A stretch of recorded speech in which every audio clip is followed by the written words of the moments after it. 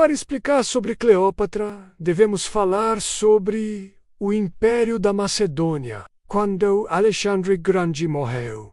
Um reino absolutamente gigante, que ia desde a Grécia até o noroeste da Índia, que ficou sem um líder para governar, porque Alexandre não deixou herdeiros e não nomeou ninguém para subir ao trono. E quando foi perguntado quem deveria se tornar o novo imperador, ele apenas respondeu que o mais forte. Isso tudo causou uma enorme intriga entre seus generais, que estavam aguardando para se aproveitar da situação. Assim, o Império da Macedônia foi dividido entre os comandantes mais importantes. Seleuco, a região da Macedônia e da Grécia, ficou com Cassandro. A Trácia e a Ásia Menor ficaram sob o controle de Lisímaco, e o Egito ficou sob o comando de Ptolomeu I. Ptolomeu começou a se estabelecer e começou a expandir seus territórios e a influência egípcia, criando uma dinastia que durou séculos.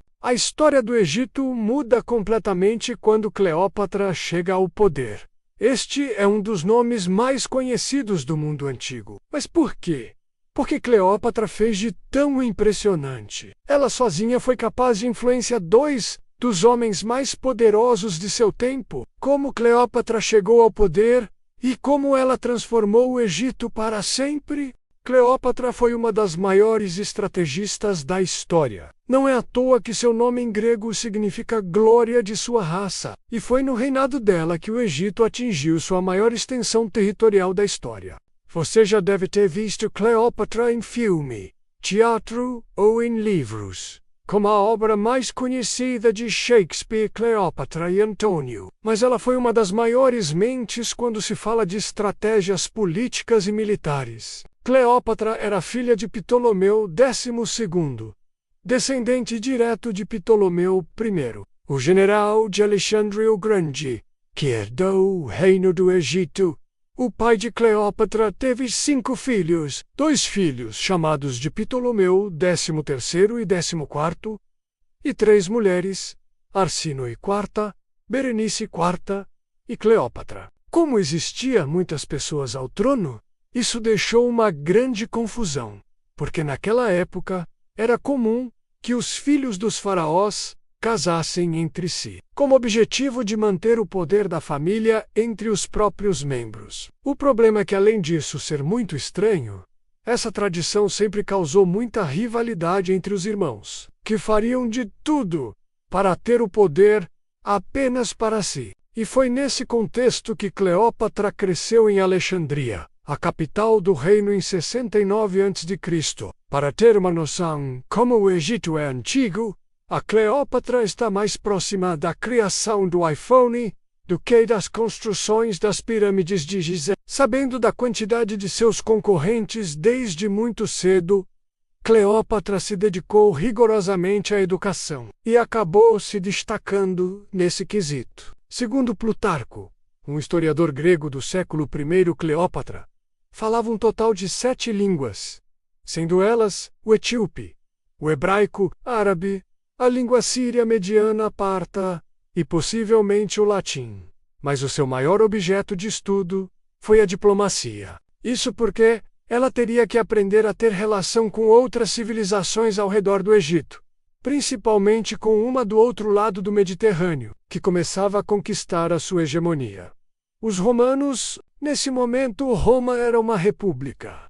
E pela proximidade, eles acabavam tendo relações comerciais com o Egito, exercendo assim uma enorme influência na região devido ao seu grande poderio militar. Houve um problema em que Ptolomeu acabou se afundando em uma grande dependência romana. Eles viviam um momento de expansão, e por isso invadiram a ilha do Chipre, que nesse momento era controlada pelo irmão de Ptolomeu, que também se chamava Ptolomeu. Os romanos começaram a exigir pagamentos altíssimos que os cipriotas não podiam pagar. Assim, temendo o poderio romano, Ptolomeu do Chipre tira a própria vida. A notícia se espalhou rapidamente e chegou tanto aos ouvidos de seu irmão do Egito, quanto da população egípcia, que esperava uma reação do seu grande líder. Mas ele não fez absolutamente nada, o que trouxe a Ptolomeu a fama de covarde, perdendo assim o respeito dentro de seu próprio reino. Para evitar a ira de seu povo,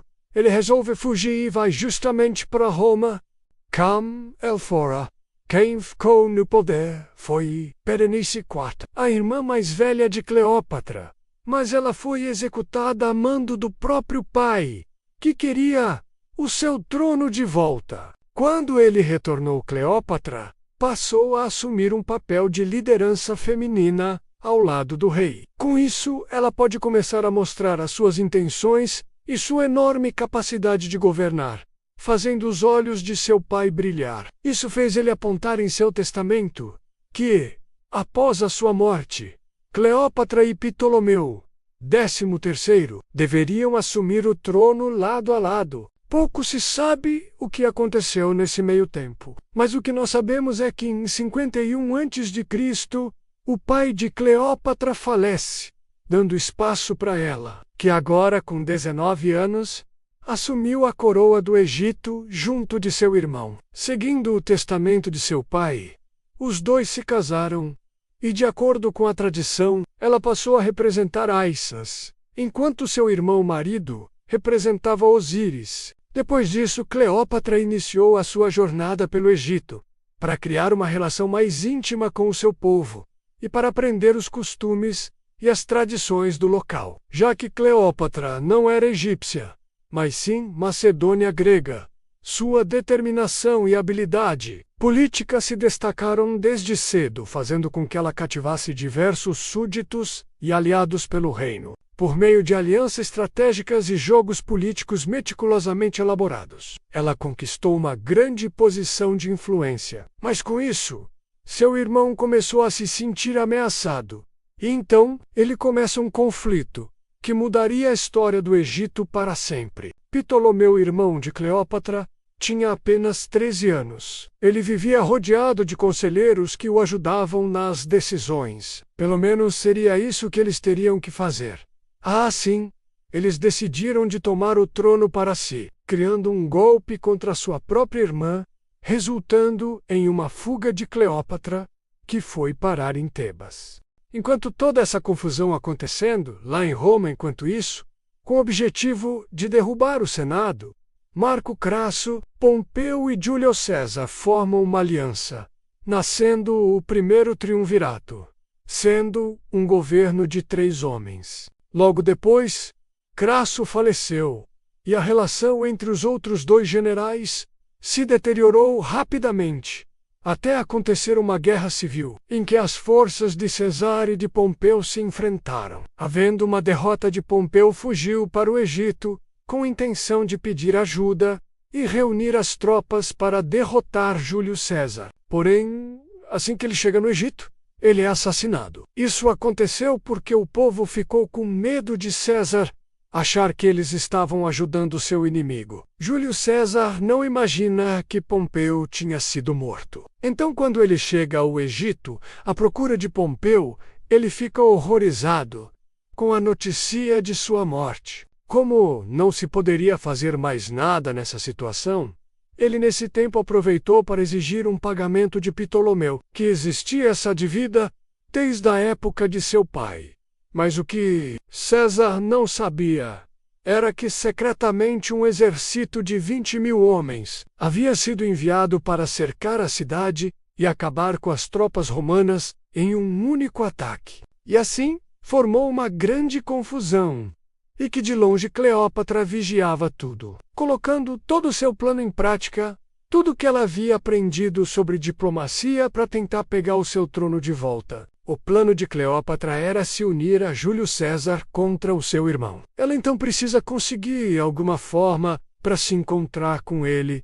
E, nessa época, César era possivelmente o homem mais poderoso do mundo. O plano consistia em conseguir entrar no palácio que o César estava, estando escondida dentro de um saco de couro. Para ser transportada, ela navegou dentro de um minúsculo barquinho, assim conseguindo passar pelos portões do palácio. Chegando lá dentro, ela vai diretamente aos aposentos de Júlio César, e ela o convence a apoiá-la, e eles formam um casal. Cleópatra e Júlio César formam esta união, e com o passar do tempo tudo começa a mudar por completamente. Mais de 4.000 homens chegam para reforçar os exércitos de César durante a Batalha do Nilo. Neste conflito, César consegue cercar e derrotar as forças de Ptolomeu, que morreu afogado nas águas do Nilo, graças à sua armadura de ouro que o fez afundar. Dessa forma, Júlio César estabeleceu domínio no Egito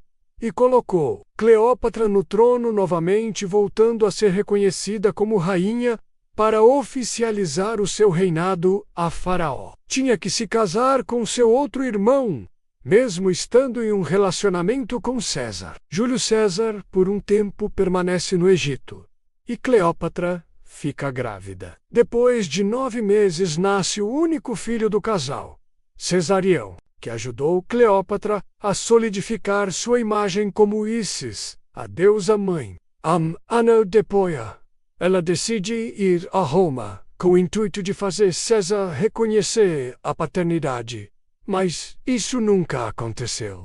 Isso porque naquela época as pessoas não estavam acostumadas com o tamanho da influência de uma mulher, e César temeu que isso criasse uma instabilidade. Ela foi tão influente que impactou em diversas decisões políticas, culturais e arquitetônicas de Júlio César, como a criação de uma biblioteca com a estrutura similar à de Alexandria. Além de introduzir suas vestimentas na elite romana, isso se estendeu até o ano de 44 a.C., quando Júlio César foi esfaqueado até a morte por um grupo de opositores. Quando César estava sendo assassinado, Cleópatra estava com Cesarião, seu filho, em Roma, e voltou ao Egito. Logo depois, Otávio, sobrinho neto de César, ser reconhecido publicamente como o herdeiro da República. Com a morte de seu amante, Cleópatra teve que lidar com outro problema.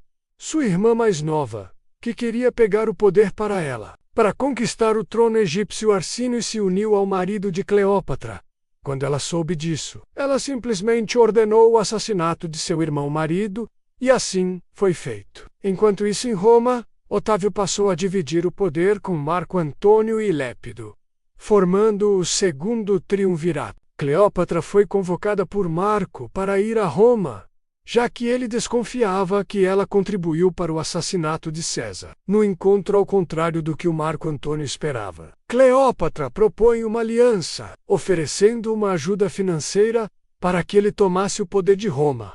Assim, da mesma forma que aconteceu com Júlio César. Tiveram um romance, formando essa união de Marco Antônio e Cleópatra. Cleópatra pede ajuda de Marco Antônio para matar a sua irmã. Sendo assim, todos os irmãos de Cleópatra foram assassinados, e agora ela estaria livre para consolidar o seu poder. Enquanto isso, Marco e Otávio começaram a brigar pelo domínio de Roma como planejado, e no meio disso tudo, Cleópatra engravida novamente. Nessa gestação, ela deu à luz de gêmeos, um menino chamado Alexandre e uma menina chamada de Cleópatra. Como de costume, Marco Antônio não reconheceu a paternidade. Mesmo assim, Cleópatra se manteve firme, e nesse meio tempo conseguiu fazer o Egito prosperar, ao contrário de Marco Antônio, que a cada dia se complicava mais com uma guerra contra o atual Irã. Preocupado por uma ajuda, ele pede socorro para sua amante, que se aproveitou dessa situação para fazer uma extensa lista de exigências. Lembrando que Marco Antônio, em Roma, ele tinha uma família, esposa e filhos. Então Cleópatra era amante de Marco Antônio. Primeiro, ela queria que Marco Antônio reconhecesse seus filhos. Ela também queria que publicamente reconhecesse o filho de Júlio César. Terceiro, ela queria que Roma devolvesse alguns territórios que pertenciam à dinastia ptolomaica, como Creta e Chipre, por exemplo. Marco Antônio não tinha outra opção a não ser aceitar a ajuda nessas condições. Mas mesmo com a ajuda do Egito, Roma fracassou na batalha, com a perda de milhares de soldados e muitos prejuízos. Otávio usou dessa derrota para difamar e abalar a popularidade de Marco Antônio. Nesse período, pelo menos, ele teve a chance de se aproximar de seus filhos e de Cleópatra, e mais uma vez ela engravida, dando à luz ao seu quarto filho Ptolomeu Filadelfo. E com isso Cleópatra não conseguiu acompanhar seu amante na batalha fracassada. Ela se preocupa com Marco Antônio e foi em busca de se encontrar com ele em Antioquia, onde ele estava refugiado junto de suas tropas. Com o objetivo de consolidar ainda mais o seu relacionamento, Marco Antônio e Cleópatra se casam em uma cerimônia pública. Nela, o general romano reconheceu publicamente Cesarião como filho e herdeiro de César, além de transferir territórios romanos para seus filhos com Cleópatra. Ele declarou Alexandre como rei da Armênia e Ptolomeu como rei da Síria e da Cilícia, mesmo ele tendo 2 anos de idade. Então, com todos esses territórios, o Egito, comandado por Cleópatra, atingiu a maior extensão territorial da sua história. Só que assim, para Cleópatra isso foi um ótimo acontecimento, mas para Marco Antônio não foi nada bom. Lembram quando disse que Marco Antônio era casado? Era um grande problema já ser casado, piorando a situação, justamente porque ele era casado com Otávia, irmã de Otávio. Lógico que Otávio não gostou nada de saber sobre a traição de seu cunhado com Cleópatra e começou a intensificar ainda mais a campanha para desmoralizar o seu rival. Como, por exemplo, ele começou a espalhar a ideia de que Cleópatra era uma sedutora, controladora e manipuladora. Além de declarar guerra contra ela, o casal planejou a estratégia naval juntos. Isso não agradou os generais romanos, que discordavam da interferência da rainha nas decisões militares. Assim, insatisfeitos com a liderança, muitos de seus homens desertaram e se uniram a Otávio. Ao perceber que Marco Antônio estava sendo derrotado, Cleópatra teria dado meia volta com seus navios para retornar a Alexandria em fuga. O objetivo de Cleópatra sempre foi a segurança e o desenvolvimento do Egito, e se por acaso ela perdesse as suas tropas, seu país ficaria completamente indefeso. Marco Antônio resolveu deixar o seu exército, e também fugiu para Alexandria logo atrás de sua esposa. Agora, sem um líder para comandar seus homens, se renderam, e Otávio saiu vitorioso. Após essa batalha desastrosa, Cleópatra decidiu tentar negociar a sua sobrevivência e de sua nação, e Otávio atendeu a seu pedido, mas sob uma condição: matar Marco Antônio. Com essa derrota humilhante, Marco Antônio desenvolveu uma grande depressão. Boa parte de suas tropas haviam sido aniquiladas, e seu relacionamento com Cleópatra agora estava tudo muito confuso, o que só piorou quando soube da proposta que seu inimigo havia feito para sua esposa. Obviamente ela recusou.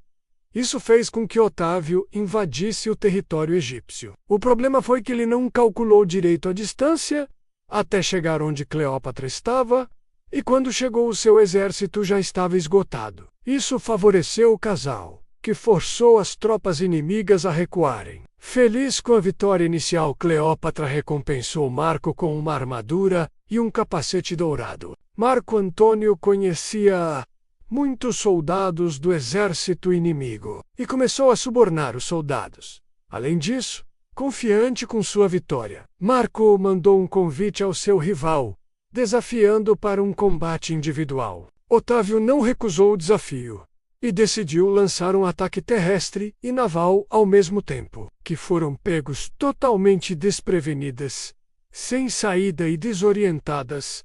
As tropas de Marco acabaram se rendendo, dando a Otávio uma vitória decisiva. Cleópatra resolve se esconder para não ser pega.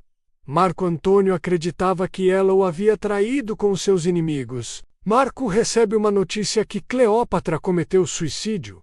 Assim, ele resolve também tirar a sua própria vida. O que ele não sabia era que Cleópatra havia pedido a um mensageiro para avisar a ele que ela estava morta. Mas isso não era verdade. Cleópatra estava viva.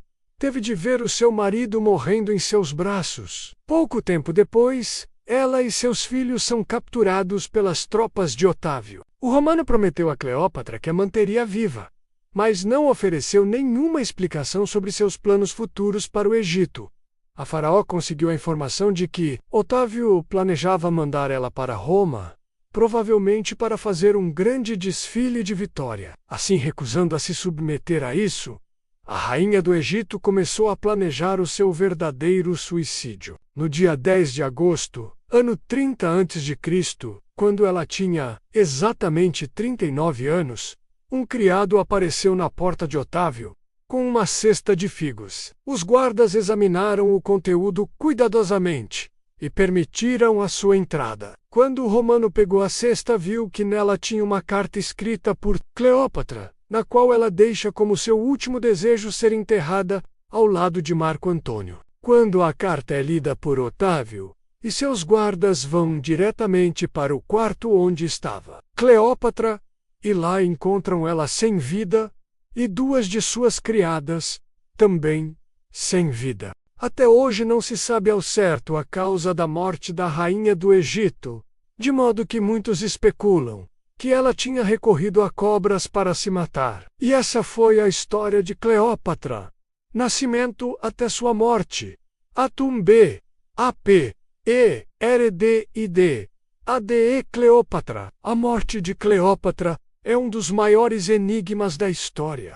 Kathleen Martinez, uma advogada sem experiência em arqueologia, mas nela existe uma paixão nessa área profissional. Em 2002 ela decidiu viajar até Taposiris para descobrir o que havia lá trabalhando, junto com o mais famoso arqueólogo do Egito, Zahi Hawass. Kathleen acredita que no sítio arqueológico está a tumba perdida da mais famosa rainha egípcia, Cleópatra. O problema é que há um monte de templos dedicados tanto a Isis e a Osíris. Para encontrar o templo certo, a doutora Martinez conta com as descrições do geólogo grego Estrabo, do Egito Antigo. São localizados 21 templos. Ela verifica e descobre que a maior parte deles já foram cuidadosamente explorados.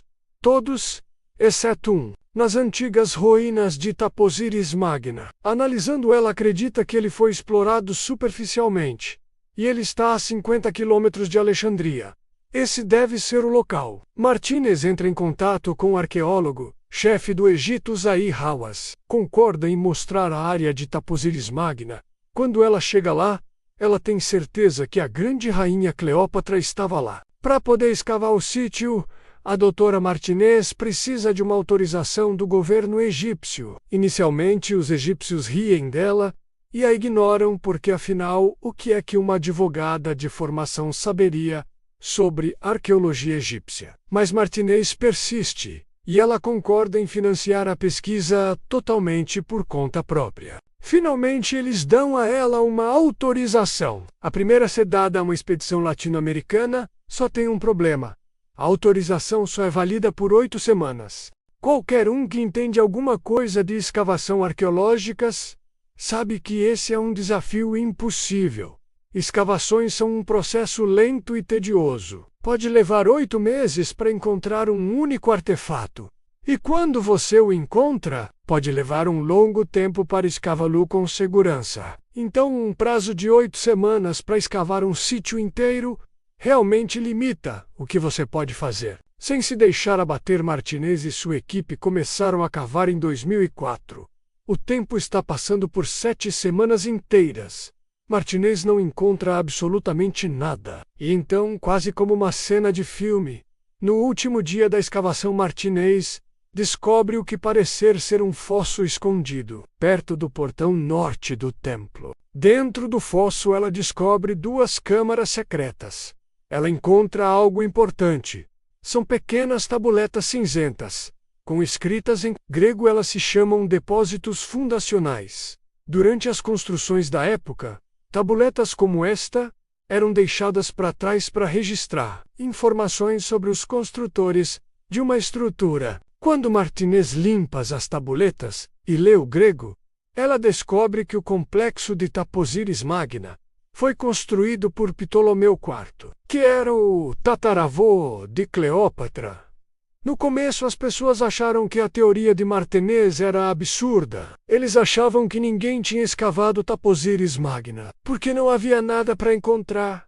Agora Martinez encontrou alguma coisa. O governo egípcio permite que Martinez prolongue a escavação.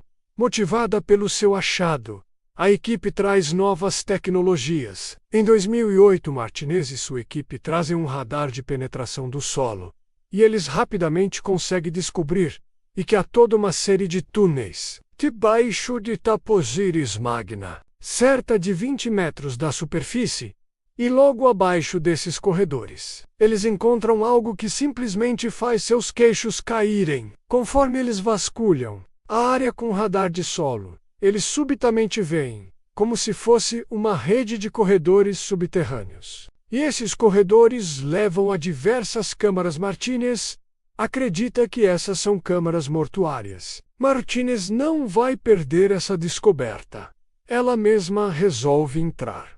Ela pede à sua equipe que a desça imediatamente aos túneis. Ela entra em uma das câmaras e encontra a cabeça de uma estátua e acreditem, se puderem, é Cleópatra. Ela também encontra uma máscara que parece Marco Antônio. É extraordinário que outras equipes arqueológicas exploraram o local e declararam que não havia nada para encontrar com todos aqueles artefatos maravilhosos lá. Mas com o passar dos anos, foram encontrados outros artefatos históricos, como mais de 500 moedas com o rosto de Cleópatra. E tem a teoria de que Cleópatra e Marco Antônio estão em Alexandria.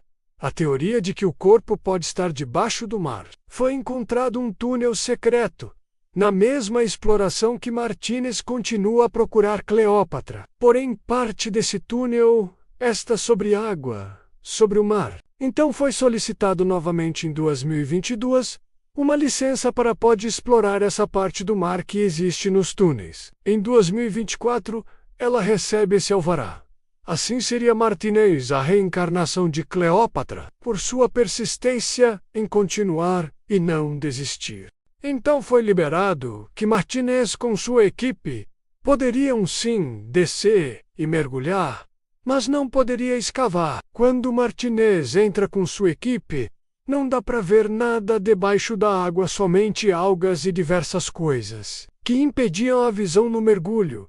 E dessa vez ela não recebeu autorização para explorar por meses, e sim, apenas 2 semanas. Faltando 4 dias para o encerramento da autorização, uma grande tempestade se formou. Uma tempestade que não acontecia na costa norte do Egito há mais de 15 anos.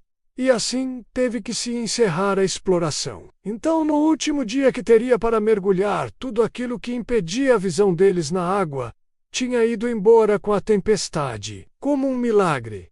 Assim, dando para ver blocos de calcário, partes do Hunes. Estamos aguardando próximas informações. Para Martinez, é um caso de desaparecimento. Um caso de ponto de vista criminal. Seu paradeiro foi apagado, então alguém garantiu que essa pessoa nunca fosse encontrada. Robert Balor, o homem que descobriu o Titanic, juntou-se à equipe da doutora para encontrar Cleópatra e também Dr. Larry Meyer se juntou à equipe dela. Ele é o diretor de mapeamento costeiro e oceânico da Universidade de New Hampshire. Ele também é co-diretor de NOAA e participou de mais de 100 experiências científicas e passou mais de 80 meses no mar, explorando e mapeando o fundo do oceano. Juntos, eles têm conduzido as extensas escavações subaquáticas com a ajuda da Marinha Egípcia e encontraram 5 locais importantes de buscas. Os recursos necessários para fazer essas escavações não são baratos, mas a doutora Martinez rejeitou o financiamento de uma universidade dos Estados Unidos e da Europa para preservar a identidade dominicana deste projeto. Ela garantiu que este projeto seja dominado por uma instituição dominicana, para que as situações das descobertas tenham a bandeira de seu país. Como parte deste esforço, é treinar aspirantes arqueólogos de todo o mundo, mas especialmente da América Latina. Até o ano de 2025 foi encontrado o seguinte: um longo túnel subterrâneo, com aproximadamente 1,30 0,5 metros de comprimento, que pode levar ao túmulo de Cleópatra e Marco Antônio Moedas com a imagem de Cleópatra VII, reforçando a ligação da rainha com o local. Possível busto de Cleópatra e outras estátuas que podem representar a rainha ou outras figuras relevantes da época. Potes de cerâmica, lâmpadas a óleo, estátuas de bronze, um recipiente para cosméticos e um amuleto de besouro, com a inscrição: a Justiça de Raça ergueu um templo do século IV. Código, que foi destruído, e é considerado um marco da ocupação grega na região. Área com 20 tumbas, e uma tumba com 3 câmaras, indicando a importância do local como local de sepultamento. A presença desse templo fortalece a teoria de que Cleópatra pode ter sido enterrada ali, devido à sua identificação com a deusa Isis. Essas foram as descobertas até o momento. Mas a expedição em busca de Cleópatra continua até a postagem deste vídeo. Então é isso, pessoal. Próxima.